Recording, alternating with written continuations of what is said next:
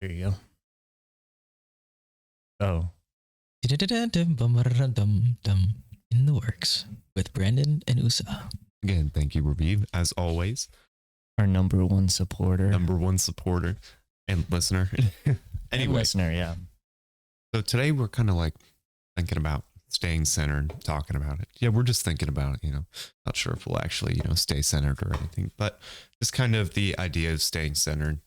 And for me, it kind of came about with the thought of just everything being stressful, or a lot of things being stressful, and just not being swayed by the circumstance, and not being swayed by maybe your emotions and how you feel at that time. Not like giving up your emotions or anything, but like if you are, freaking out because you're not prepared for something, to not actually be freaking out, to be trying to be proactive and such, and just keeping yourself in check and staying on that path and such. So I wanted to ask you, like, what staying centered meant for you.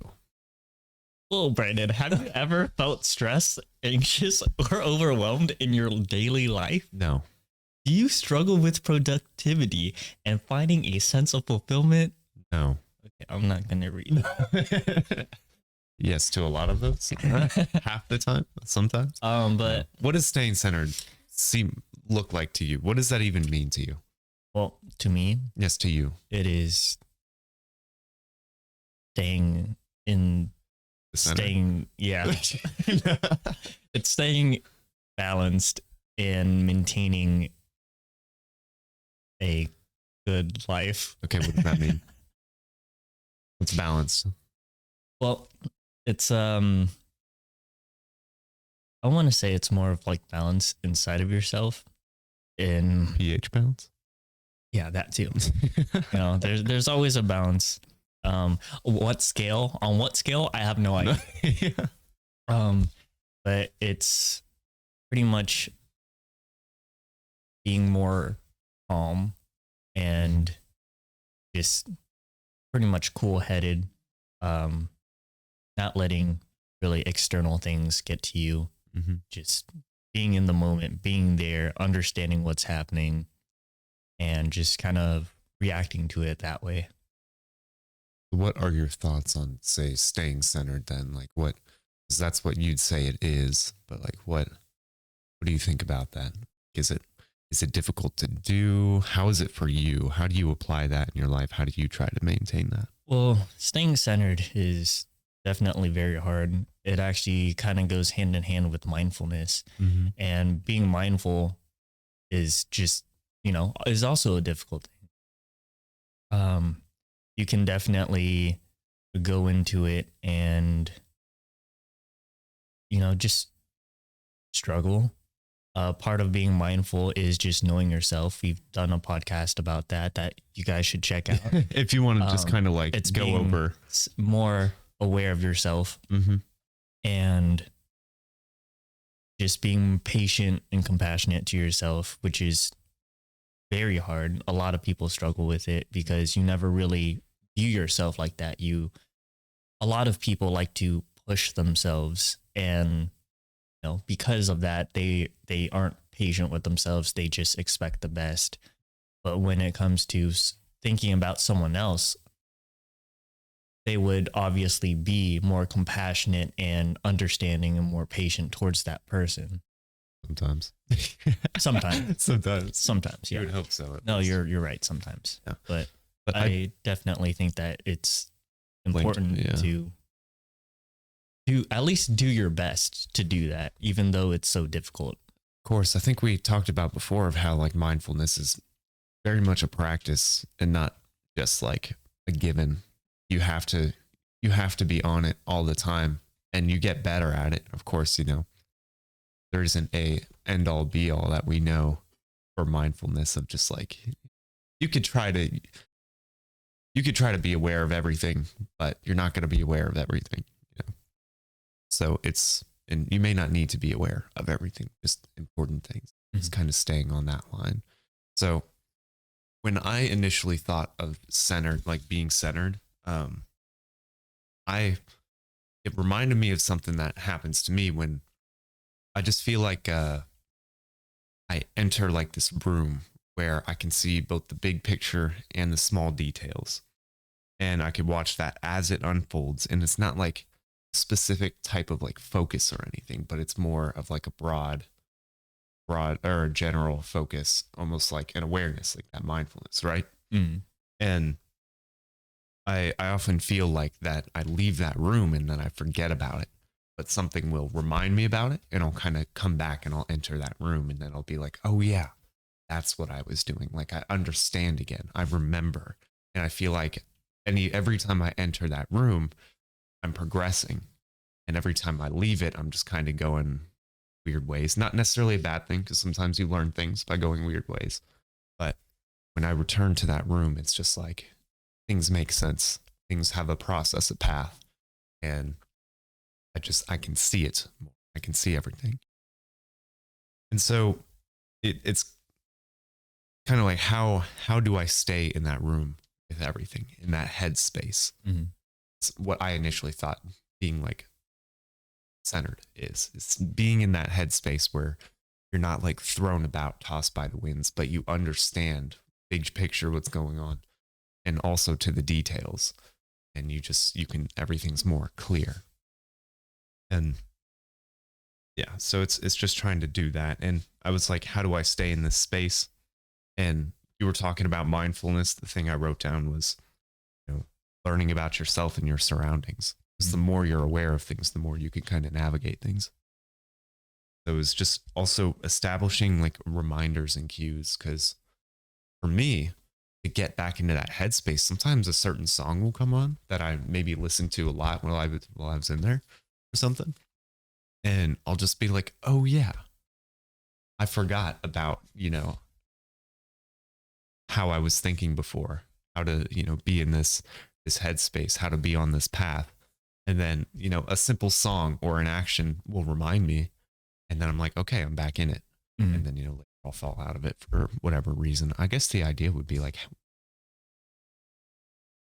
pinpointing why one falls out of that centeredness, like what tosses you out of whack and how to get back into that. I feel like when people get out of it, I guess it's just me speaking personally, but it's people by USA. Yeah, by me. It's definitely, for me, it was going into a new routine and just kind of forgetting the old one and like certain aspects of that one, because back in the day, 2 years ago. No. How many? It was even 4 years, 5 years ago. Back in the day. But this was even before like we played Minecraft together. Oh my God. That was back in the day. It was about 4 or 5 years ago. I was playing games with my friends. Mm-hmm. I forgot how competitive I could be. And up until now, but the last, 4 years when I stopped actively gaming and, just competing and stuff, I forgot how much I wanted to just become, good at something, become the best at something. And I just kind of lost that. And so in that game, you might have been a lot more. You had that feeling of being centered in something. And up until recently, I have been able to be more focused and just motivate myself a little better, because I forgot about that feeling from before. And, that feeling is still inside me, and I still want to do all these things. I still want to be better at all these things. I want to improve on myself. And that part, I just completely forgot because of new routines. I was too busy doing something else, and I just forgot an aspect of myself. I feel you on that. And I think that has to do with, that transition from childhood to adulthood where, things change. Things change a lot. You're responsible for more. You have to do a lot of things to just upkeep on being alive and such. And so it's harder to just think about your goals and your dreams, especially when you're tired, and even to just focus on the present, because you always feel like, oh, I gotta do this now. Now I gotta do this. Now I gotta go from one thing. Yeah, staying centered is just so hard because not only do you have to completely understand yourself, but also the things surrounding you. Yeah. And you have to not let it weather you. Yeah. Yeah. So it's a very difficult thing to do, but you can definitely stay centered for the most part. So when you were talking about getting competitive in games, it reminded me of, I find it difficult to go and play games because I'm the type of person to invest myself in a game. Like it, not necessarily like monetarily, but I mean, as in emotionally, like my brain power, my focus. It's like this big, it's like moving this giant needle and going, now I'm playing this game. And so sometimes a simple game of just like, hey, let's go play this. I'm like, I don't want to shift my entire being to play the game and then have to shift back. Like that's exhausting, because that's kind of how I go into games sometimes. And sometimes I'm able to like curb it so it's not so much, but it's like shifting that needle, and it's difficult. So when you're saying like competitive, like I want that feeling, but it's also difficult to go, what do I shift that needle to? And the unfortunate thing is the needle is always shifted towards something. And so you have to make sure it's kind of pointed toward something that is positive, that has purpose, and that will benefit you. Otherwise, it's just, you go down dark paths pretty quick. And I don't know, it reminds me of the thought that, life is just kind of like one big game, not like a fun game. Like it could be very serious, like, but it's still a mixture of a bunch of games and a lot of rules and limitations, and it's just how it is. And it, not necessarily socially, I mean, just like physically, like you drop the ball and it goes down, gravity, things like that.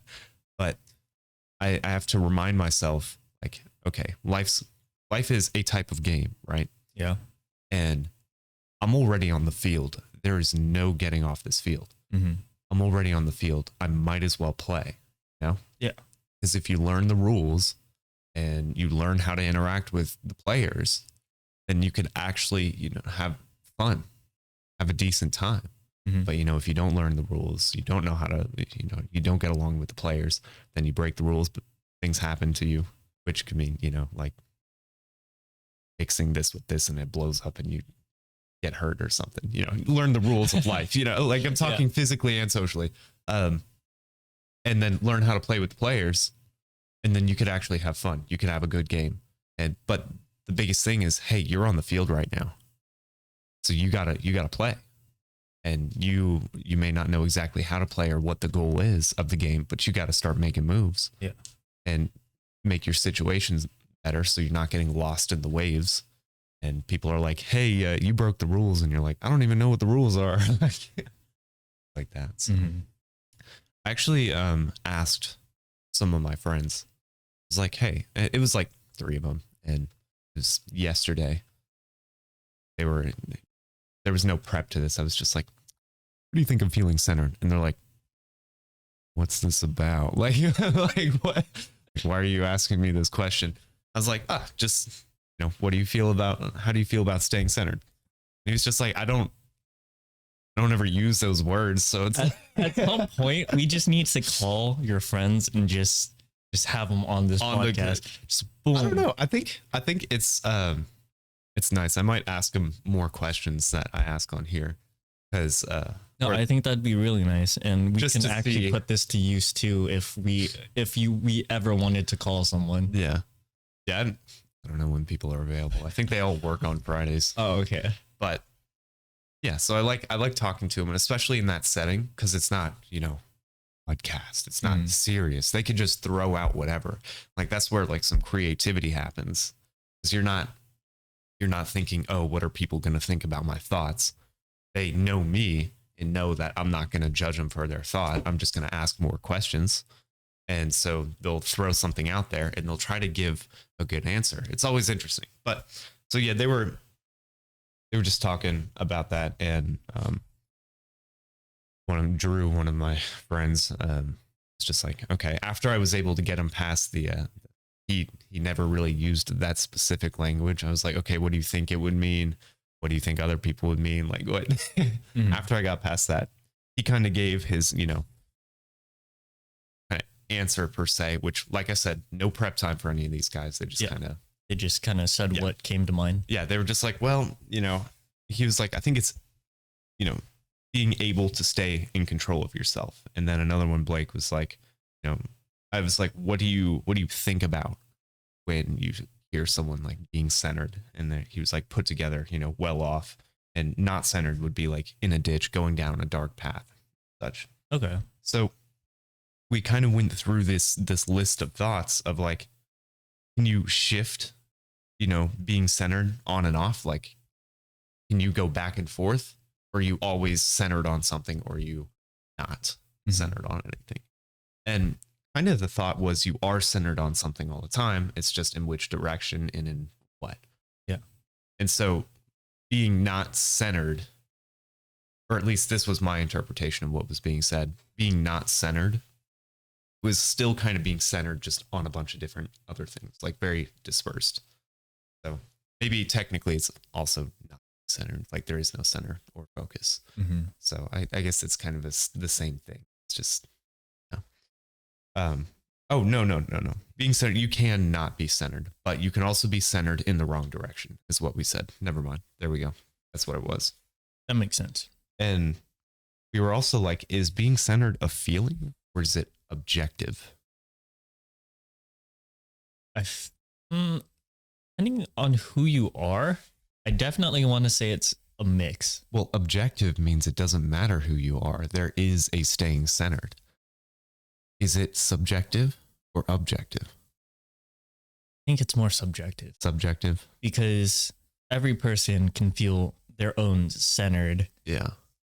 And, everything, different people have different views on the world and how they think. So I definitely think subjective, because my staying centered could be different from your staying centered. So I almost want to say it's a mix of both.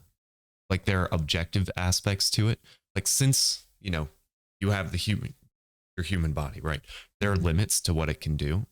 And for it to process properly, there are like constraints, like there's zones at which you can do things for it to function properly. So I feel like staying centered in that manner, like there's kind of a window that you could function in. Oh, and yeah, it can for be sure. subjective in that manner, but it's still kind of objective. And like if you drink a lot of poison, you're gonna die. So it's kind of like centered. like having that base where it's kind of like a general rule for everyone that you could do, but it's pretty much a standard. If you do this, you're generally. It makes me think of something in calculus, and I'm not going to explain much, but you just kind of have a function going up here and a function down here, and function you're going to try to find with both of them is going to be somewhere in the middle. Like, no, but so it's an approximation of sorts. Yeah. So that base, I mean, I have some stuff, just like having enough sleep, balanced diet, like you said, the whole poison thing, consuming poison in your body. I even have caffeine intake on mine. Yeah, I mean, it could throw things out of whack. Yeah, no, definitely. I mean, if you can get it, like if you consume it in a way that's not going to throw things out of whack. I mean, it's meanwhile fine. I'm drinking 300 milligrams of caffeine. Right. But hey, I mean, also it goes kind of back to that window, because you could say you never drink caffeine, and to you that's like keeping your body centered per se. And then you drink a lot of caffeine in one day. You can still be within the bounds of centered, because you're not just going a completely opposite direction. I feel like you'd have to consistently do that for you to change either the direction of your center or to not be centered anymore.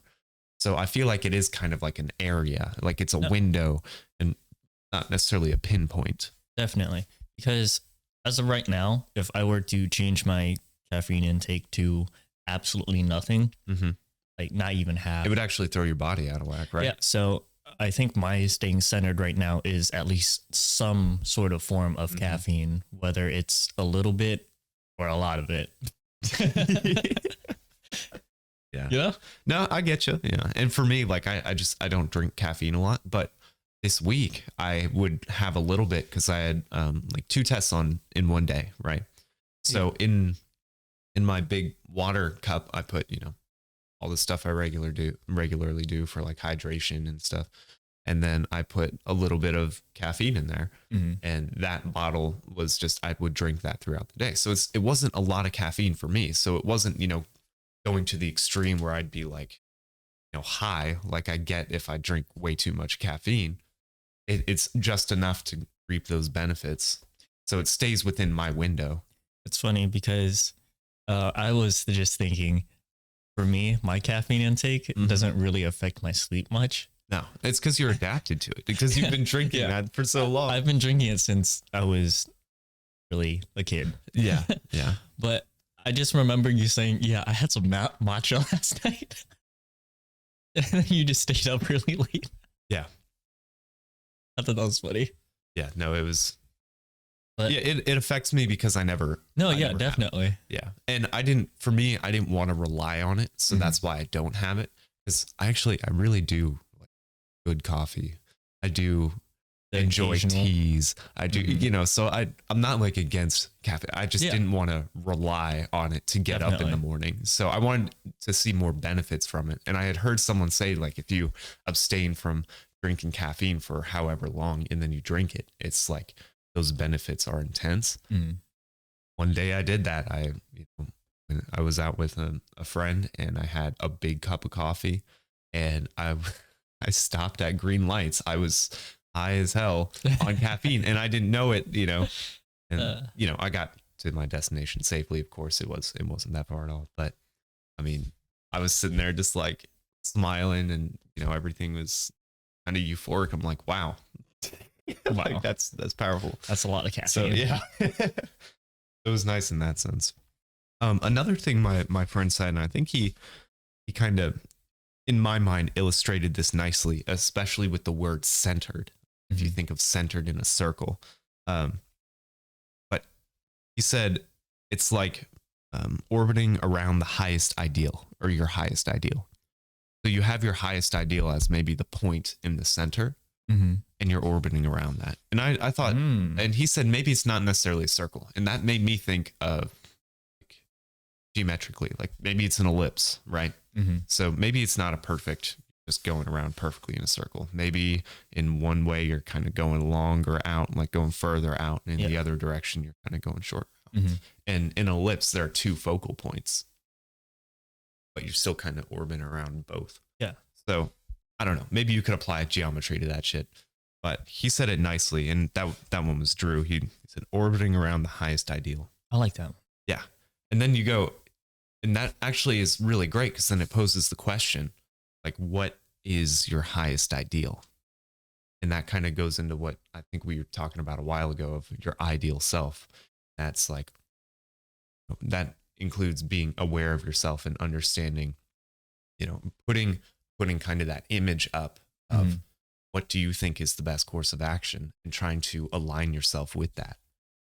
So mix that with like awareness. So your ideal self and being constantly aware and, being centered is you're just, actually, I'll just say, my other friend, Tim, he said, having a central focus and a purpose in life. And I literally asked him, and that was like his one line back to me. And I was like, shit. I'm like, yeah, you're right. Okay. But you pop your ideal self and maybe your ideal purpose too, slap that in the center, and then you're just following that path. Yeah. And so you're orbiting around those things and just making your way through life.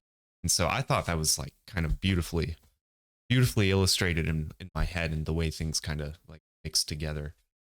No, definitely. That's a good way of thinking. I really enjoy that. Yeah. Yeah. No, I really enjoyed it. I'm like, I'm so glad I asked them those questions because it was legit.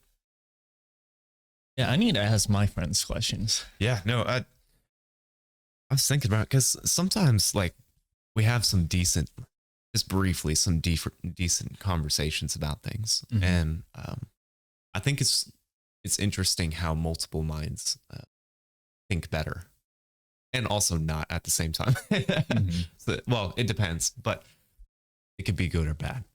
If you have a lot of people, you could start acting stupid. Yeah. But also, you just bounce ideas off each other, and you think better. Like your brains do connect in that sense, Mhm. because you got little processing units that put out an output, and each output might be different. And then you go, oh, that's interesting. And then you process that, and it's like just a mini brain going back and forth.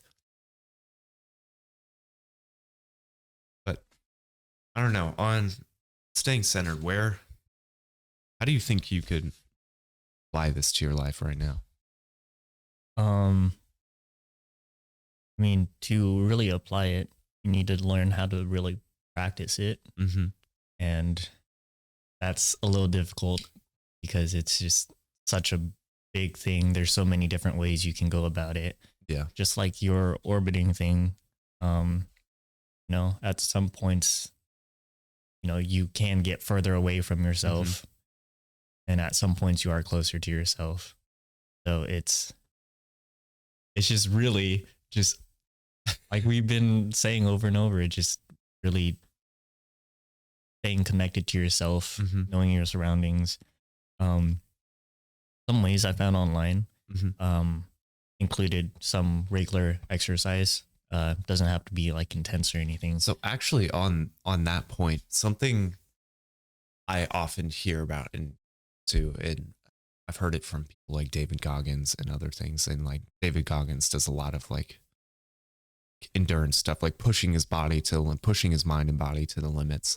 And I think that's a very good way to kind of discover to be more aware, to learn about yourself, is to put yourself in positions that are difficult, that are stressful, and practice that, the mental toughness, the staying centered, the being present, all that, just throw yourself in situations that, of course, are generally safe. You don't want to die, but, put yourself in hard situations and you'll learn more about yourself and how you function and how to overcome things, and maybe how to not let, your emotions dictate things. Cause that's like the first thing I thought about when I thought of center. It's like, oh, just don't let your emotions get to you. And I feel like that almost seems like an afterthought, like that's a symptom or downstream effect that you just won't be bothered by things that come up. Yeah, definitely. Yeah, sorry, continue. No. And just to say, whenever we're talking about this is not saying that you shouldn't feel your feelings. They are there for a reason. That's what I was saying. Like I thought it was going to be more of a conversation about emotion for some reason. And it just seems like if you understand kind of what's going on here, then downstream, you'll understand emotions of, you feel your emotions, but you also understand how to look at them from the outside. Yeah. And maybe if you don't need to be, crying right now, you could go, why crying for? Keep going. Or if you feel real sad, you just feel that shit. You just keep going. And it's just part of it. And just allowing yourself to go with the cycles of your body. Really piggyback on those high waves and, let those lows be lows because they're necessary. Because I always found it interesting in the brain. It kind of, you can't really just keep going up and up and up with something, like say for like pleasure and stuff. You can't just keep getting more and more and more, because everything else just becomes, nothing to you. So your body has to reset that by dropping it down. And that, that feels depressing and sad and boring. Definitely. And so it's kind of interesting that in order to go up, you have to be some level of down. And if you're up here, your body's going to try to force you down so that it can go back up. And so just kind of like riding, playing by the rules, understanding the rules of the game and playing the game, that's, being aware of your body like No, that. that's definitely a good example of, like how I said, there are different ways of doing things. Some Mhm. people, like you said, like to push themselves to the extreme to learn more about themselves. But on the other aspect, there are other people who still like to meditate, Mm. like to do lighter exercises like yoga, Yeah. or like Tai Chi, something more peaceful in that regard. Um, Learning in a different way. yeah. So everyone's different. Everyone learns in a different way, and people discover themselves in a different way. In either way, I'd say challenge yourself. And challenge doesn't mean stressful, because like you said, with like say meditation or Tai Chi or something, challenge yourself in that manner. Like and challenge. A challenge can just be doing something slightly different. Yeah. Or going to seeing what you can do. Mm-hmm. Because wouldn't it be brilliant for like say meditation to, I can only do a minute and then I lose focus of whatever type of meditation I'm doing. Say it's more of like a focused one. After a minute I lose focus.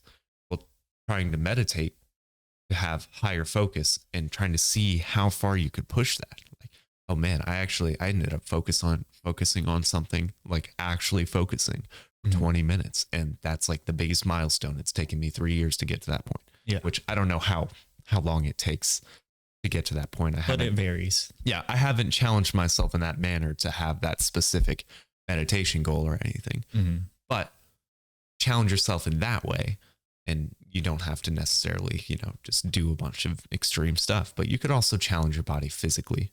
Because, I mean, your body and your brain they're the same thing. They're connected. So, I mean, you challenge the body, you challenge the brain. But yeah. This being said, I actually found online that it was another way of looking at it is inner peace.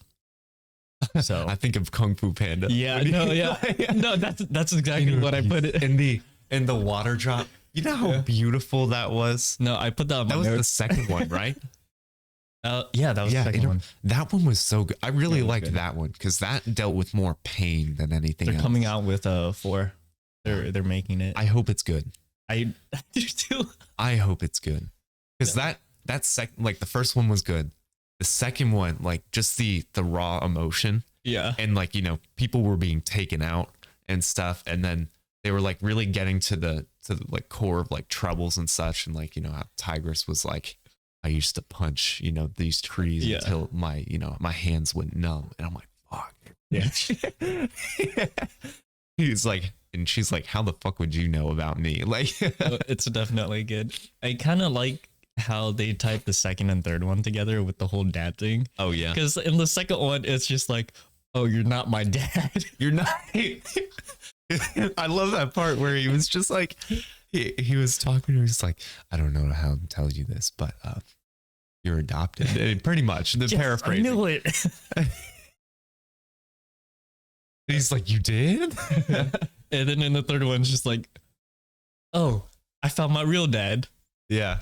But in the beginning, I just love how they did it.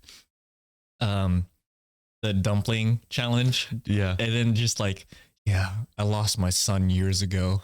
Like, whoa, I lost my dad years ago. Well, good luck finding your dad. All right, well, good luck finding your son. Okay. But anyway, but yeah, I was just inner peace and just it's funny because I put that in my notes and just doing it with the flaming iron cannonballs. Yeah. And I mean, oh wow. And just deflecting those. And just the thought of the imagery of like, hey, you have the water droplet. You're just carrying this water droplet down your body. And then you can just let it just continue. Yeah. Unharmed. Mm-hmm. And just so it just goes right through you. Yeah. But yeah, it's beautiful. That was beautiful. That was beautiful.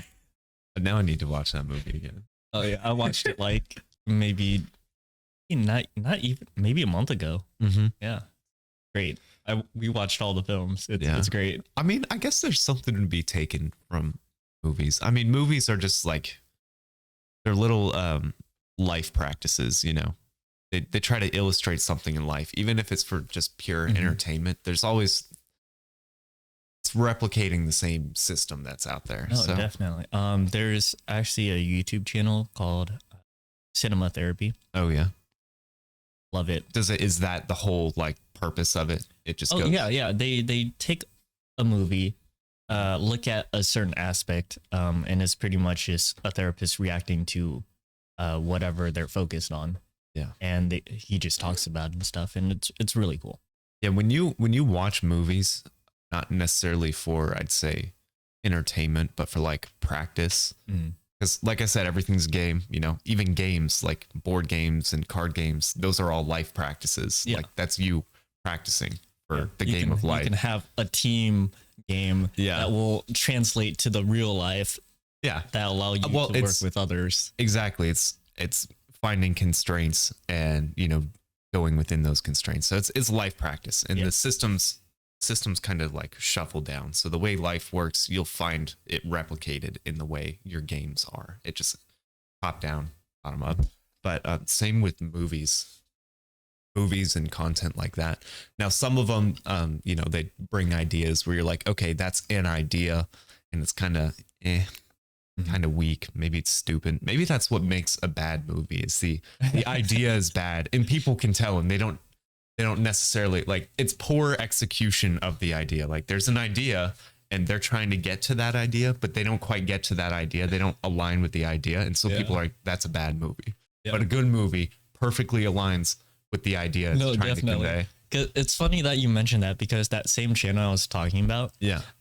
they also do some things on bad movies. Oh yeah. And most of it isn't even like psychological, like, oh, this is why they do this. This is, you know, understanding this and understanding that. It's more just like bagging on it. It's like, this makes no sense. Yeah, poor communication. It's like we're trying to get something from you and everything's confusing and we don't get anything from it. Yeah. So it's funny because they just have some episodes where it's just not informational it's at just like, all. this is a shit movie. Yeah. Like It's a shit movie. This shouldn't be happening. They just kind of make fun of it, and that's literally the video. But most of the time, it has. Are you video aware of happenings. the channel, again, movie? I used to watch this all the time, like years ago, but Cinema Sins. No, he'd pretty much go through and try to find all the mistakes Oh yeah. of movies. Yeah, I remember he had like a countdown, like 100 or something like those, something be like- extreme. And you'd be like, ding, Yeah, ding. I could hear it. Like, I remember it's probably the same guy, but he also did it with like music videos and stuff. oh, really? Like mistakes Yeah. and continuity errors and such. or just songs in general. Mm-hmm. But yeah, I wonder how that would go. I don't know. But Yeah. I love that sort of stuff. And I don't know. I don't have too much. on Yeah, it. yeah, me neither. I feel like that. Good. Yeah, About 40 minutes. Yeah, that's all I have. Yeah, and that's fine. I feel like we talked about our point. and got it across. But yeah, if you want to do more on staying centered, definitely check out Kung Fu Panda 2.